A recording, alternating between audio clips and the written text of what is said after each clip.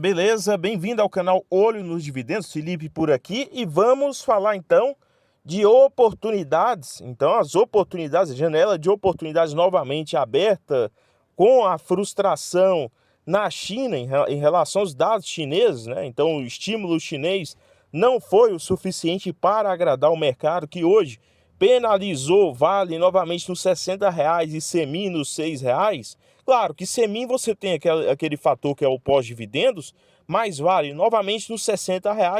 Então, novamente, pode ser alvo de aportes fácil, na minha avaliação. É um ativo que vem sendo penalizado, né, pelo fator China, teve a alta recente, uma alta rápida, né, em relação à lateralização que vinha ocorrendo, e agora essa correção hoje, tá? BB Seguros novamente no radar. E por último, nós vamos falar, né, sobre a alta no mercado livre de energia, que pode salvar, né, ou fazer um efeito tampão nos resultados da Auren Energia nesse ano, tá? Então vamos começar falando de pregão de hoje. Hoje Vale fechou ali nos próximos 60, 61,12, né? Queda de 3%, correção, e também o mercado sendo aí um fator de penalizador com os dados da China. Nem mesmo o estímulo chinês para o mercado fará efeito, tá? Nós vamos comentar sobre isso logo adiante. Hoje nós tivemos também a sabatina do novo presidente do Banco Central, né, o Galípolo, que deve substituir o Roberto Campos Neto na sua busca, né, aí por estar entre os presidentes do Banco Central notáveis. É importante mencionar aqui, hoje nós tivemos queda nas taxas futuras de juros e também, né, Banco do Brasil nos 26,98, queda de 0,04. É importante mencionar que Banco do Brasil, né, nesse recente furacão da AgroGalaxy, foi o papel mais penalizado, acredito eu, entre os bancos ali, por ter, né, maior exposição ao AgroGalaxy, né, ser o maior credor em AgroGalaxy. Semin nos 6,5, 3,66% de queda apenas na data de hoje, nós vamos falar sobre isso. E BB Seguros 34,30, 0,38 de queda. Para mim, já entra no radar novamente. Claro que tem um tempinho até fevereiro, mas é quando, né, o mercado ele desaquece para a cotação de BB Seguros até janeiro, fevereiro ali, nos dando essa oportunidade de ir acumulando com boas cotações, boas oportunidades em relação a isso. Vamos olhar o histórico do papel e os seus números fundamentalistas em relação à média histórica. Transmissão Paulista nos 24,05, 0,54% de queda na data de hoje. Novos aportes apenas abaixo dos R$ 24.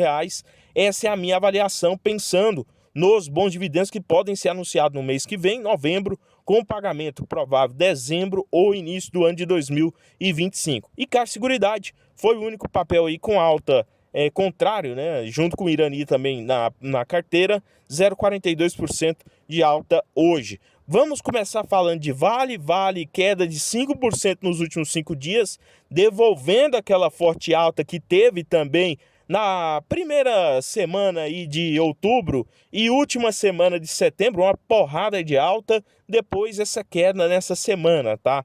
O que eu penso? Nos R$ 60 ou abaixo disso, já fica interessante para novos aportes. Vale 3 e siderúrgicas desabam em meio à frustração com estímulos na China. O pacote de medidas anunciados pelo governo chinês veio mais fraco do que os investidores esperavam. Primeiro a surpresa, né? O governo chinês, surpresa entre aspas, com um pacote de estímulo financeiro. Depois, o mercado é aquilo, né? Se você der um número para ele, ele quer aquele número dobrado. Porém, não quer dizer que a China tem dinheiro infinito, tá? Pelo contrário. Então, com isso, quedas aqui, tá? Nas siderúrgicas, Gerdau também em queda, um papel que faz parte de maneira menor na carteira, mas em queda também. Então, o mercado decepcionado no curto prazo com a China, mas é aquilo, né? Mas é aquilo. Nós podemos ter aí outros fatores, outras notícias, pensando em oportunidades. Com isso, nós tivemos também certa queda, que foi mais um efeito cascata depois do dividendo de Semin 3, que, né, chegou aí no 6,05, 3,66, e quem sabe Semin 3 novamente abaixo dos R$ 5, seria aí uma boa oportunidade pré-anúncio de resultados do terceiro trimestre. Importante mencionar o olho, né, que temos que ter sobre o terceiro trimestre para as mineradoras e siderúrgicas, que pode ser de oportunidade, e também, né, ficar de olho na recompra de ações, quanto que a diretoria, a administração da Semin, irá pagar nessa recompra de ações. Eu acho que é outro dado importante. Então hoje o principal destaque foi, né, o pós-eleições aí municipais, a sabatina do Senado em relação ao Gabriel Galípolo sendo aprovado, tá, que assumirá a presidência do Banco Central em 2025. Aí entra várias e várias dúvidas, porém as falas, né, aí do novo presidente do Banco Central foram aprovadas, segundo analistas, pelo mercado, tá? Então, nós tivemos uma outra incorporação disso, foi o fechamento em baixa, na verdade, das taxas DIs, tá? Ou seja, as taxas futuras de juros. A questão aqui é, o Gabriel Galípolo, ele vai, né, alinhar aí com o atual, né, forma de gestão do governo em relação a maior gastos, em relação também a uma taxa de juros forçada menor. Por um lado é bom para os negócios, principalmente para as ações, tá? Porque as ações que, né, possuem, busca por investimento no país, que é um crédito mais barato, as empresas, na verdade, dessas ações. Eu vou dar um exemplo, uma transmissora de energia. É mais importante uma taxa de juros para ela, né, mais baixo, se ela pretende fazer muitos investimentos nos próximos 5 anos? Sim, seria sim a resposta. Porém, se ela já fez grandes investimentos e, né, não tem grandes projetos para os próximos anos e com uma receita previsível, não muda muito, ela só corrige essa inflação. Uma taxa de juros mais baixa é ruim também para as seguradoras, principalmente por quê? Por causa do caixa que elas possuem, caso, né, ali o caixa obrigatório que a SUSEP impõe, caso, né, ocorra aí um grande evento sinistros, elas consigam arcar com isso, ou também que repassem parte para as resseguradoras. Então, são os dois cenários que estou de olho, aqui pensando em mudanças, e também as small caps. Não podemos esquecer das small caps endividadas, boa parte delas aí com situação difícil, pensando no curto prazo, com taxa de juros maior, né, ou mais alta aí no curto prazo, tá? Então vamos acompanhar como que isso irá se desenrolar. Falando em BB Seguros, 34,30, uma certa desaceleração no segmento rural, né, ou agro, fez com que os analistas tivessem o pé um pouco atrás com BB Seguros, impactando em Banco do Brasil. Isso é bom? Isso é ótimo, tá, pessoal? Para quem quer fazer aportes pensando no longo prazo. Em relação ao histórico, o BB Seguros hoje negocia com PL de 8 vezes, até, né, muito menor em comparação com 2021, tá?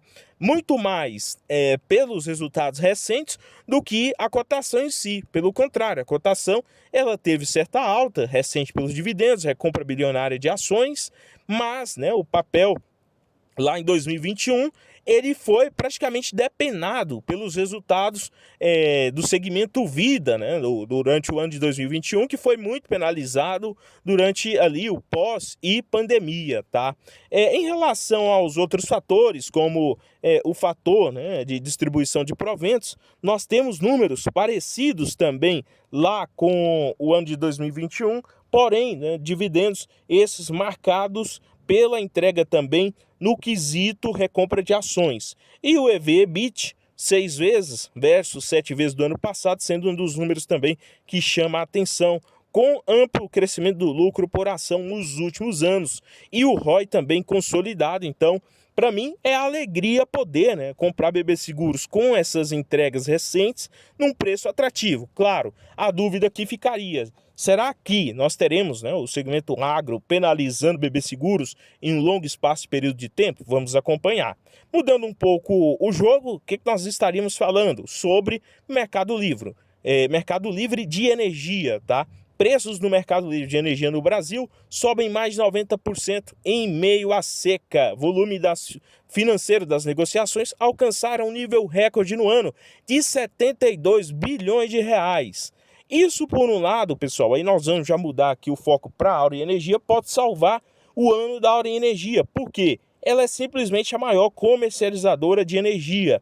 O outro problema é, Será que agora, né, a nova subsidiária, a AES Brasil, fez mais compras do que era planejado, que isso pode resultar em prejuízo no curto prazo? Então, é um fator dúbio, tá, para a Auren Energia. Por um lado, esse fator, né, pode ser positivo. Por outro lado, você tem ali uma subsidiária que, ao menos no curto prazo, sofre com esse evento. Então, pessoal, inscreva-se nesse novo canal, compartilhe. Esse vídeo não representa uma recomendação de compra ou venda de ativos. No mais, comente a sua opinião. Desejo a todos bons aportes e até o próximo.